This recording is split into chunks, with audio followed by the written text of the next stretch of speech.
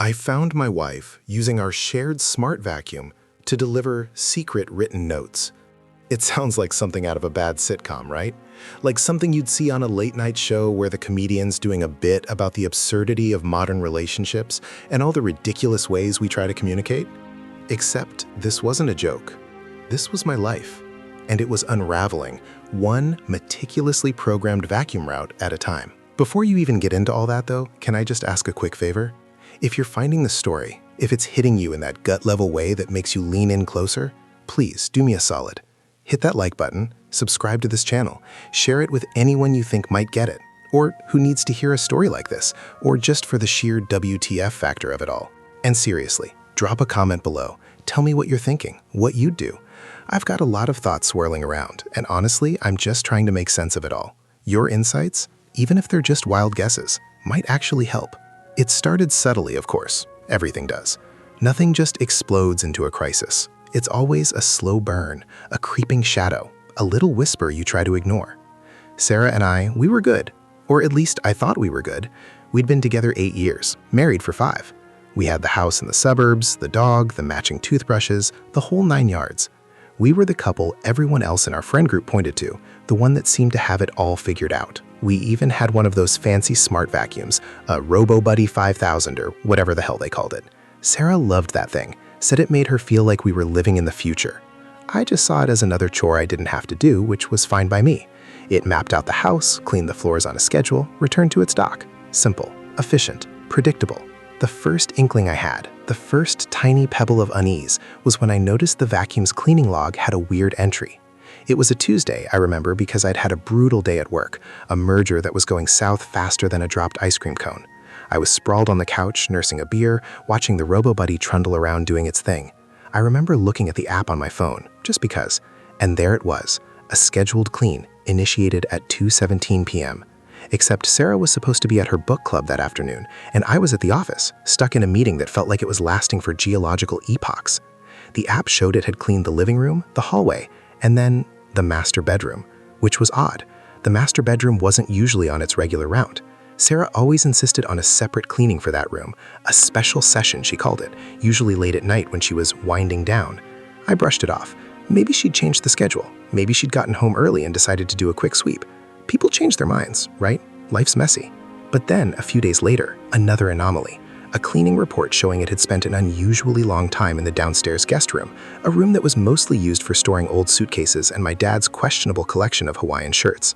And it wasn't just a longer time. The app showed it had rerouted itself multiple times within that room, as if it were navigating around something. Obstacles. That's what the app said. Obstacles. I started paying more attention.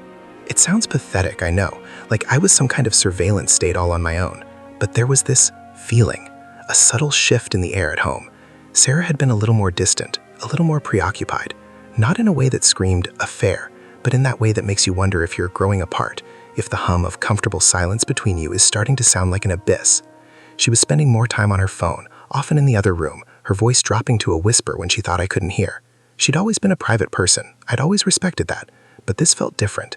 This felt like a wall going up. I asked her about the vacuum. "Hey honey, did you change the RoboBuddy schedule? It's been doing some weird routes lately." She just waved her hand. "Oh, that thing? Yeah, I think I tweaked it. It's probably just confused. Those things are so sensitive, you know?" Her smile was quick, a little too bright, and her eyes, they didn't quite meet mine. It was a tiny thing, but it lodged itself under my skin. Then came the notes. I found the first one tucked into the charging dock of the RoboBuddy. It was a folded piece of paper, standard printer paper, nothing fancy. I picked it up, thinking it was a reminder from Sarah about something, a grocery list maybe. But it wasn't. It was a single sentence, written in Sarah's neat, almost calligraphic handwriting. "He's getting suspicious. Be careful." My blood ran cold. Who was he, and who was she writing to? Be careful of what? My mind, already primed for unease, went into overdrive. I reread the note, my hands trembling slightly. Was this a prank? Some elaborate joke Sarah was playing on me? But the look in her eyes, the evasiveness, the weird vacuum logs, it all started to coalesce into something far more sinister. I hid the note in my sock drawer. I didn't know what else to do. Confront her? Accuse her of what? What was I even accusing her of? I felt a hot wave of shame wash over me. I was spying on my wife. This was not the man I thought I was. This was not the relationship we had. Over the next few days, I became a ghost in my own house, a silent observer. I watched Sarah. I watched the robo-buddy. I even started watching the mailman, for God's sake. The notes kept coming, always small, folded pieces of paper, always found near the vacuum. One was slipped under the charging base. Another was tucked into the brush compartment, which I only discovered because I decided to do a deep clean of the vacuum myself, a task I normally would have delegated to Sarah or, the robo-buddy itself. That note said, "Meet me Tuesday, same place, don't be late." Tuesday, that was tomorrow. And same place? Where was same place? The sheer audacity of it stunned me. She was using our shared smart vacuum, the symbol of our modern connected life, as a clandestine courier service. It was like she was living a double life, and the robo-buddy was her silent accomplice. The guilt I felt was overwhelming, a suffocating blanket. I was spying on my wife. I was dissecting her every word, every glance, every movement. But the alternative, the thought of not knowing, of letting this, whatever this was, fester and grow, was even worse. It felt like drowning. I started to analyze the vacuum's movements. I'd watch the app, correlating its routes with Sarah's activities. She'd leave for yoga at 6 p.m., and the robo-buddy would often initiate a cleaning cycle shortly after. It would head straight for the guest room, then the hallway, then back to the dock. The guest room. That was the recurring theme. It wasn't just a storage room anymore. It was becoming something else. One evening, Sarah was out with friends. I knew she wouldn't be back for hours. I waited until I heard her car pull out of the driveway. Then I went downstairs. The house was silent, except for the hum of the refrigerator and the soft whirring of the robo-buddy on its charging dock, recharging for its next clandestine mission. I opened the app. The last log showed a completed cleaning cycle from earlier that afternoon. I navigated to the guest room section. There were the familiar obstacles it had navigated around. My heart pounded. I walked into the guest room, my footsteps unnervingly loud on the hardwood floor. The room was exactly as it always was. Dusty, cluttered, filled with the ghosts of forgotten possessions. Nothing looked out of place. But then I noticed it. On the floor, near the baseboard, a tiny sliver of white paper. It was so small, so insignificant, I'd have missed it if I hadn't been looking for it. I knelt down, my fingers fumbling as I picked it up. It was folded so tightly it was barely larger than a grain of rice. I carefully unfolded it. The handwriting was Sarah's.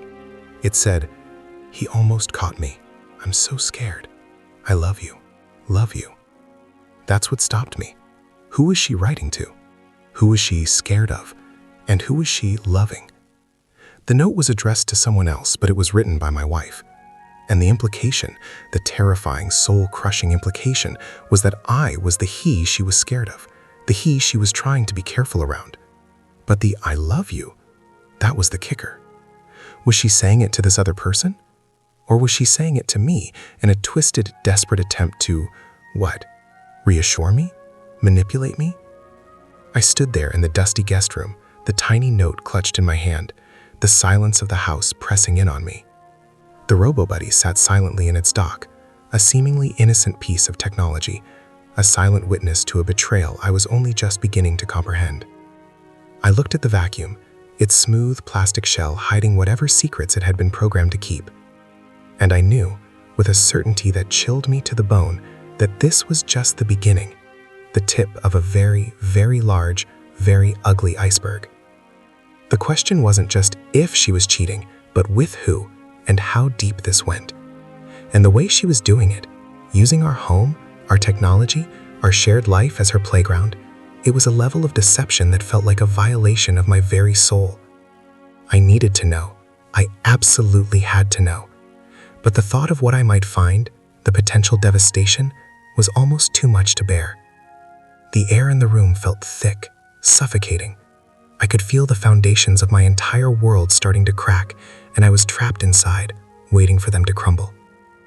The next Tuesday was a blur of forced normalcy. I went to work, I answered emails, I nodded along during a pointless team meeting about synergy. Inside, though, I was a coiled spring. Every tick of the clock was a hammer blow against my composure. Sarah had a book club meeting that evening, a regular Tuesday ritual. She'd left around 7 p.m., kissed me goodbye, her lips brushing my cheek with a practiced, almost sterile affection. I watched her car pull away, the red taillights disappearing down the street, and a knot of pure dread tightened in my stomach. Same place. Where was that place? I didn't have long to wait. Around 7:45 p.m., I heard the familiar whirring sound. The robo-buddy was active. I was sprawled on the couch, trying to read, but the words swam before my eyes. My phone was in my hand, the robo-buddy app open. I watched the little blue dot navigate the digital map of our house. It started in the living room, as usual, then moved towards the kitchen. But then, instead of continuing its usual loop, it made a sharp turn, heading directly for the front door. It paused there for a moment, as if waiting. Then it began to move, slowly, deliberately, out of the house and onto the porch. My heart hammered against my ribs. It wasn't cleaning, it was going somewhere. I grabbed my keys and a jacket, my movements jerky and uncoordinated. I needed to see where it was going. I needed to see this same place. I opened the front door just as the robo-buddy was about to cross the threshold. It stopped, its sensors likely picking up my presence. I knelt down, my eyes level with its plastic chassis. The small compartment where it held its dustbin clicked open. Nestled inside, amongst the collected fluff and debris, was a folded piece of paper. It was a message from Sarah to someone. I reached in, my fingers brushing against the cool, smooth plastic, and extracted the note. It was a tiny rectangle, folded so many times it was almost a sliver. My hand shook as I unfolded it. The familiar handwriting, but the words, "He's not home. I'm coming over now. Bring the wine we bought last week. I'm so tired of this charade. I need you." Tired of this charade. The charade. Was she talking about us? About our life? About me? "He's not home. Coming over. Bring wine. I love you." That was the last note. This was different, more direct, more urgent, and it confirmed my deepest, most terrifying fear. She was seeing someone, and she was using our shared smart vacuum, our symbol of domestic efficiency, as a goddamn Uber Eats for lovers. My mind raced. Who was he? Was it me? Or was she referring to someone else? Someone she was hiding me from, even as she planned to meet this other person. The wine. The wine we bought last week. I remembered that. A nice bottle of Cabernet Sauvignon, a splurge for our anniversary that we hadn't opened yet. She wanted him to bring our anniversary wine. The sheer, gut-wrenching intimacy of that request, directed at someone else, sent a wave of nausea through me. I looked at the robo-buddy, sitting there on the porch, its mission temporarily derailed by my unexpected appearance. It was just a machine, a collection of circuits and sensors and plastic. But in that moment, it felt like the architect of my destruction. It was the silent, complicit partner in her deception, a metallic Trojan horse delivering poisoned words into the heart of our home. I couldn't just let it go. I couldn't let her meet him. Not like this. Not with a note delivered by our vacuum. I had to know. I had to see him. I had to see who was stealing my wife, my life. Adrenaline surged through me, a potent cocktail of rage and despair. I looked at the robo-buddy again. Then I looked down the street, in the direction Sarah's car had gone. I didn't have a plan, not really. Just a desperate primal urge to stop this, to confront it, to understand it. I made a snap decision. I picked up the robo-buddy, its weight surprisingly substantial in my hands, and carried it back inside. I put it on the kitchen counter, its charging dock a stark white against the dark granite. Then I took out my phone and opened the robo-buddy app. I needed to trace its movements. I needed to find this same place. The app showed its last completed cleaning log. It had spent a significant amount of time in the guest room again, more than usual. Then it had gone to the living room, and then the front door. But the app didn't show it leaving the property. It just showed it at the front door, then the dustbin opening. It was as if it had stopped transmitting its location once it was outside. Smart. Too smart. I started walking. I didn't even grab my car keys. I just walked out the front door, my mind a chaotic storm of images and questions. Who was this person? Was it someone I knew? One of my friends? One of Sarah's? The thought sent a fresh wave of sickness through me. I walked for about 10 minutes, just letting my feet carry me, hoping some instinct would guide me. I ended up in a small local park a few blocks away, a place we sometimes walk the dog. It was dimly lit by the streetlights, mostly deserted at this hour. And then I saw it. A small, discreet mailbox tucked away at the base of a large oak tree, almost hidden by overgrown bushes. It was an unusual place for a mailbox. It wasn't a cluster of mailboxes for an apartment building or anything. It was just a single, standalone mailbox. And as I got closer, I saw a small, almost imperceptible scratch mark on the side of it. A mark I recognized. Sarah had a habit of scraping her car keys against things when she was nervous or stressed. It was a tiny detail, something I'd never consciously registered before, but it hit me with the force of a physical blow. This was it. This was the same place. My hands were slick with sweat. I looked around. The park was empty, silent except for the chirping of crickets. I hesitated. What was I even going to do? Confront Sarah here? Wait for her to show up? The thought of her walking into this secluded spot, into the arms of another man, made my chest ache with a pain so profound it stole my breath. I pulled out my phone. I needed to retrace the RoboBuddy's supposed route. I opened the app again, and this time, instead of looking at the cleaning logs, I looked at the history of its movements. The app had a feature that tracked its general proximity to its charging dock. It was rudimentary, but it might give me a clue. I saw the sequence: living room, kitchen, front door. Then a period of inactivity, followed by the dustbin opening. And then the app showed a new cleaning cycle initiated, not from the house, but from a location about half a block away. This was the key. It hadn't just delivered the note, it had gone somewhere afterwards, a predetermined drop-off point. I walked in the direction the app indicated. It led me back towards a quiet residential street, lined with manicured lawns and darkened houses. And there, in front of one of the houses, was a small, nondescript sedan, a car I didn't recognize. It was parked under a street lamp, casting long, distorted shadows. My heart was pounding like a drum solo. I could feel the blood pounding in my ears, drowning out all other sounds.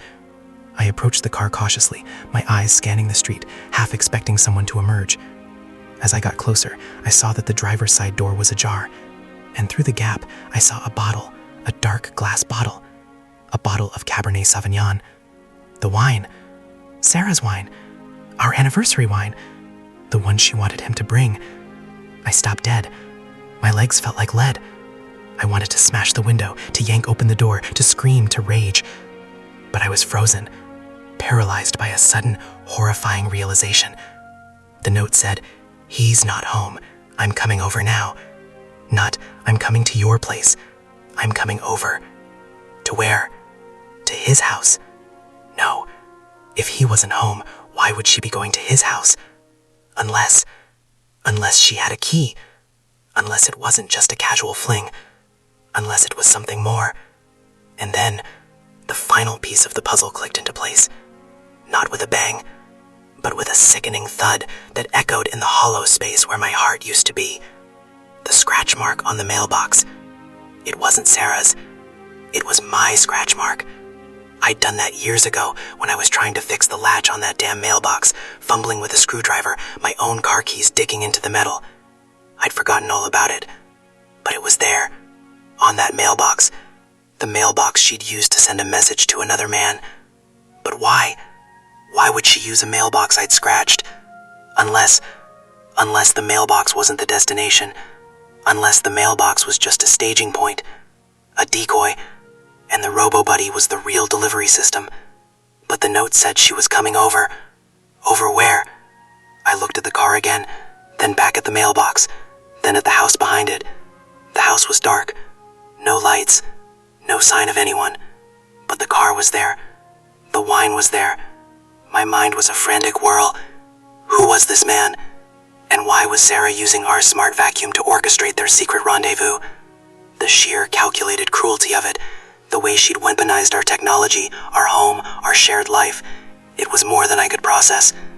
I felt a profound sense of violation, as if my entire identity, my very existence as her husband, was being systematically dismantled.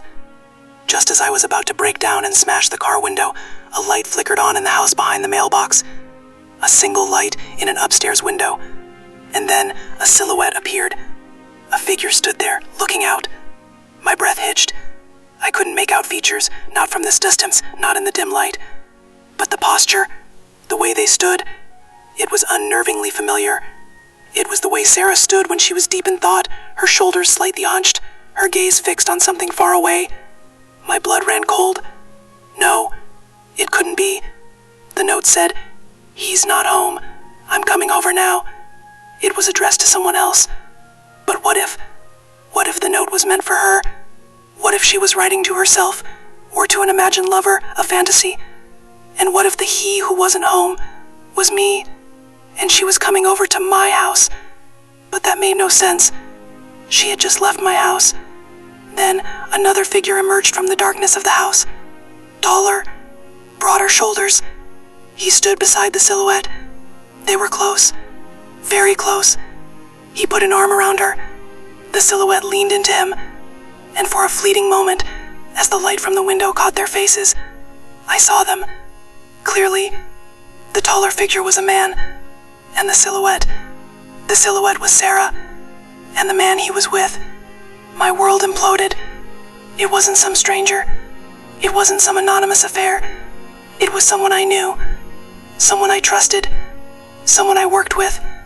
Mark, my colleague, my friend. He was the he who wasn't home. He was the one she was going to meet, and she was meeting him at his house. The scratch mark on the mailbox was from me, fixing it for him months ago, when he'd asked me for help. He lived on this street. He had a spare key to his place, just in case his elderly mother needed to drop something off. And Sarah knew that. She'd probably been there before. I felt a dizzying sense of nausea. The anger, the rage, the confusion, it all coalesced into a single burning point of agony. They were standing there, silhouetted against the light, embracing. My wife and my friend, my best friend, my colleague, the robo-buddy, sitting innocently on my kitchen counter, had delivered a message that shattered my entire reality. It had been a messenger of doom, an unwitting accomplice in a betrayal so profound, so completed. It left me breathless. I stumbled back, my movements clumsy and uncoordinated. I needed to get out of here. I needed to get away from this scene, this crushing confirmation of my deepest fears. I turned and ran, my footsteps echoing on the quiet street. The image of Sarah and Mark locked in an embrace burned into my retinas. I ran until my lungs burned and my legs felt like they would give out. I ran until I was miles away, the suburban streets blurring into an anonymous landscape of broken dreams. I had found the same place. I had found him, and the truth was far, far worse than I could have ever imagined. The robo-buddy had done its job flawlessly. It had delivered the truth, brick by brick, note by tiny folded note, until the entire structure of my life had collapsed around me, and I was left standing in the rubble, utterly alone, with nothing but the hollow echo of betrayal. But the questions wouldn't stop. Why Mark? How long had this been going on? And what the hell was I going to do now? The night was dark, and I was lost, adrift in a sea of pain.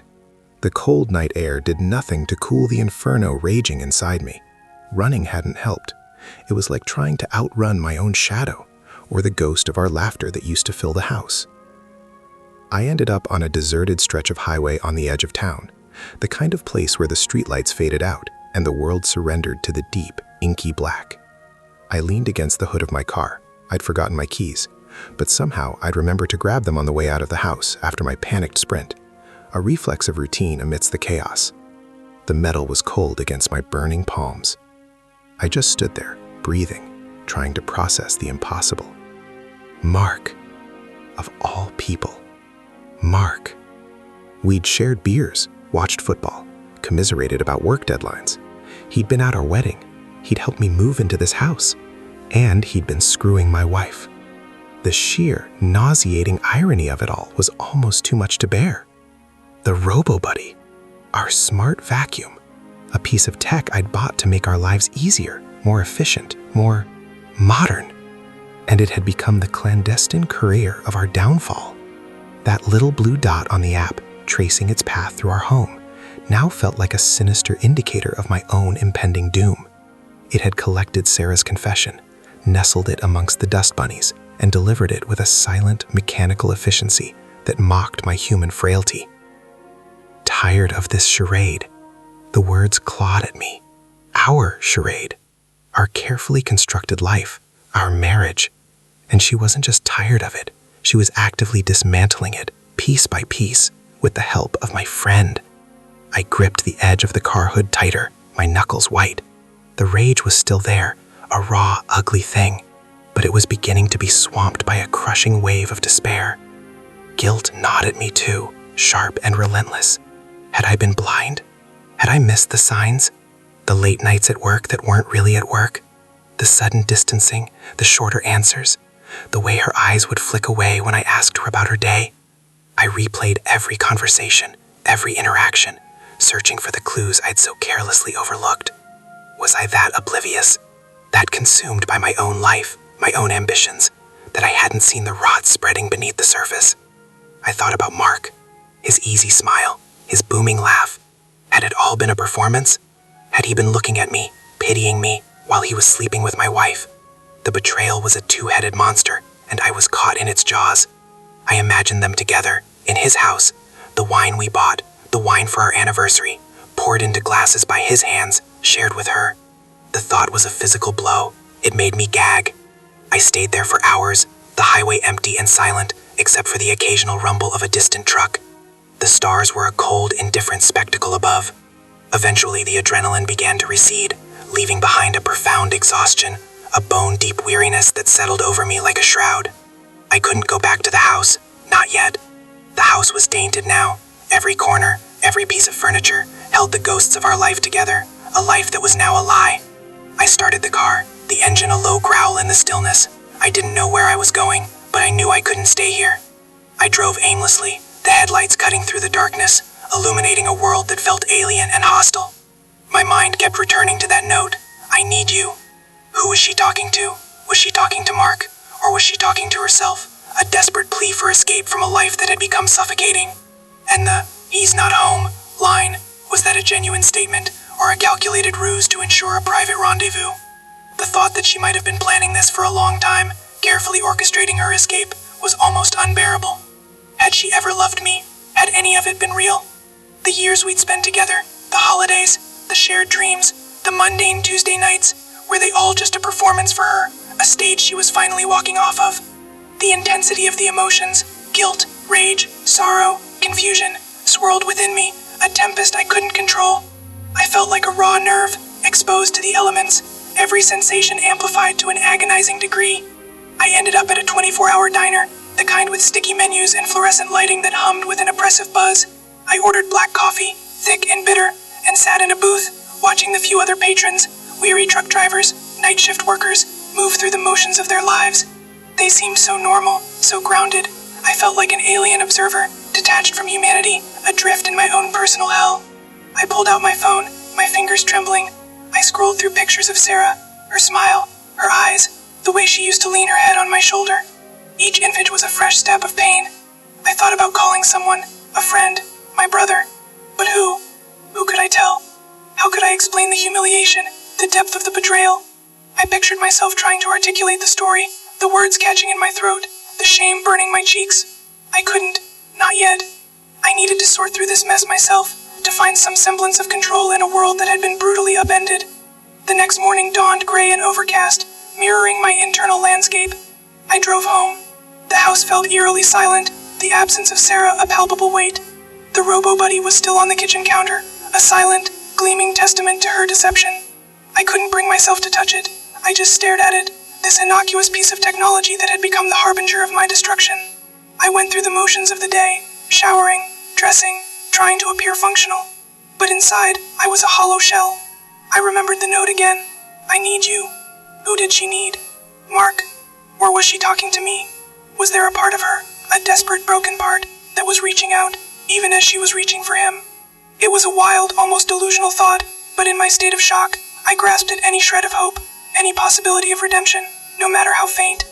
I spent days in a daze, moving through a fog of grief and anger. I avoided Sarah's calls, her texts. I couldn't face her. I couldn't look at her and pretend that everything was okay. The thought of confronting her was terrifying.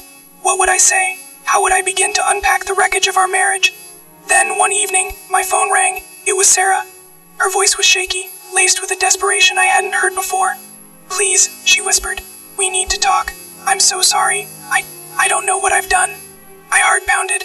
This was it. The moment I'd both dreaded, and somehow, in a twisted way, anticipated. I didn't say anything. I just listened, my breath catching in my throat.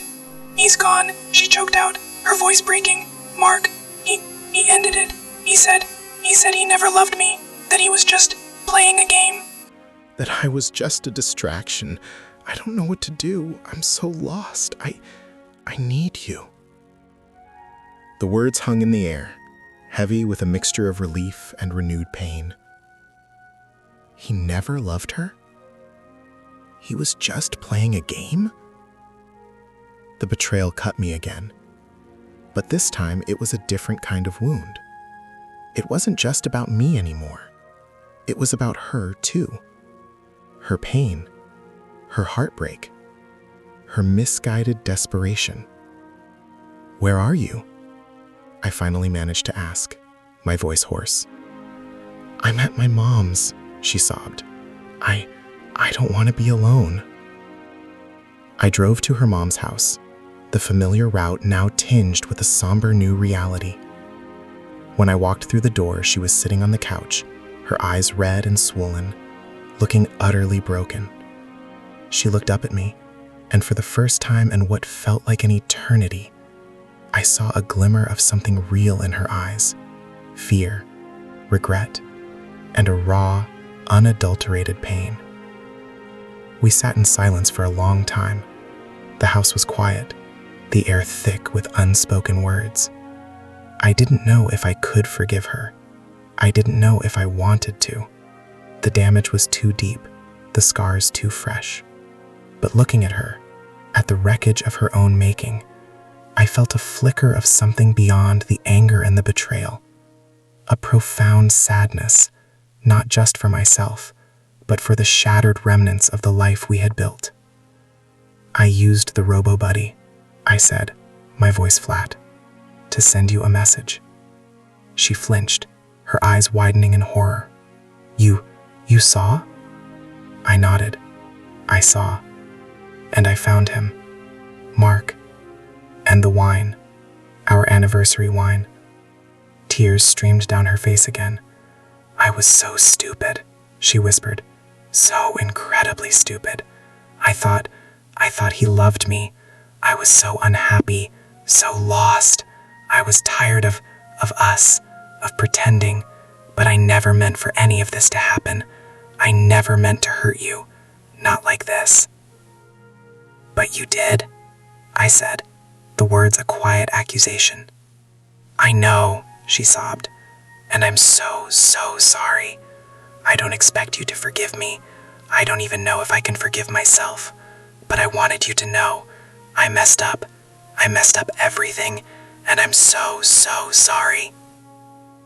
We talked for hours that night. It wasn't a Hollywood reconciliation. There were no grand declarations of love, no instant fixes. There was just raw honesty, pain, and the crushing weight of our shared mistakes. I learned that her unhappiness had been building for years, a slow erosion of intimacy that I'd been too oblivious to see. Mark had offered a temporary escape, a dangerous illusion of passion and attention, and she had fallen for it, hard. She confessed her fear, her shame, her self-loathing. She admitted that the charade she was tired of wasn't just about me, it was about the life she'd created, a life that felt hollow and unfulfilling. As the night wore on, the anger began to dissipate, replaced by a gnawing emptiness. I looked at Sarah, and I saw not just the woman who had betrayed me, but a person who was clearly suffering. The path ahead was unclear, fraught with uncertainty. Could we rebuild? Did we even want to? The robo-buddy sat on my kitchen counter, a symbol of our brokenness, but also, perhaps, a catalyst for a painful, necessary reckoning. I didn't have any answers, not then. I just had the weight of what had happened, the echo of my own shattered trust, and the unsettling realization that sometimes the most devastating betrayals come from the people closest to you, delivered by the most unlikely messengers. I left her mother's house as dawn began to break, the sky a bruised purple. The drive home was silent, the road ahead stretching out, vast and unknown. I had survived the immediate shock, the overwhelming pain. Now came the hard part, figuring out what it meant to live in the ruins of what used to be. The final exhalation wasn't one of relief, but of wary acceptance. the charade was over. The truth was here, stark and unforgiving, and it was just the beginning.